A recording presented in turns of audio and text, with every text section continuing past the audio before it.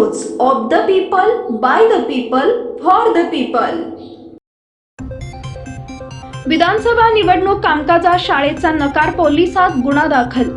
राज्यातील विधानसभा निवडणुकांचं पडघम वाजायला सुरुवात झाली असून गणेशोत्सवानंतर काही दिवसातच निवडणूक आयोगाकडून विधानसभा निवडणुकांची घोषणा होण्याची शक्यता आहे। त्याच पार्श्वभूमीवर प्रशासकीय यंत्रणाही कामाला लागल्या। मुंबईसह उपनगरातील प्रशासकीय यंत्रणांचा निवडणूक आढावाही मुंबई महापालिका आयुक्त भूषण गगराणी यांनी घेतलाय।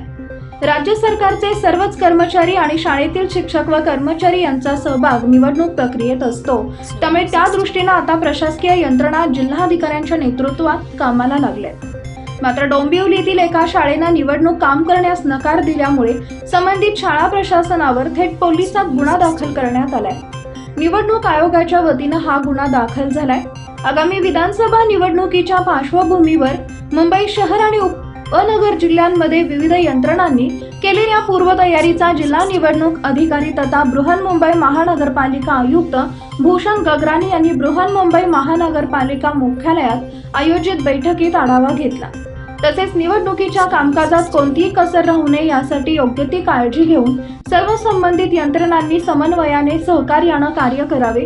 कोणत्याही लहानात लहान अडचणीलाही गांभीर्यानं घेऊन त्यावर तोडगा काढण्यासाठी प्रयत्न करावेत, असे निर्देशही गगराणी यांनी या बैठकीत संबंधित यंत्रणांना दिले। गगराणी यांनी घेतलेल्या बैठकीमुळे आता लवकरच विधानसभा निवडणुकांचा बिगुल वाजणार असल्याचं स्पष्ट झालंय, कारण प्रशासकीय यंत्रणा आता निवडणुकांच्या कामाला लागल्या।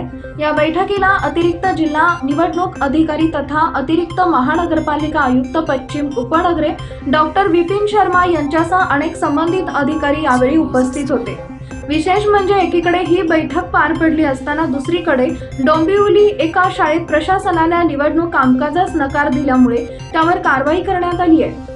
आगामी विधानसभा निवडणूक कामासाठी शाळेतील शिक्षक देण्यास महसूल अधिकाऱ्यांना नकार दिल्याने डोंबिवलीतील MIDC मधील सिस्टर निवेदिता शाळेच्या प्रशासनाविरोधात डोंबिवली मानपाडा पोलीस ठाण्यात गुन्हा दाखल करण्यात आलाय। सिस्टर निवेदिता शाळा प्रशासनानं कर्मचारी वर्ग देण्यास नकार दिला।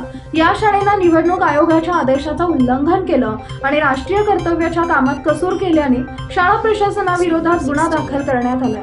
लोकप्रतिनिधित्व अधिनियम 1951 चे कलम 134 प्रमाणे हा गुन्हा दाखल करण्यात आलाय।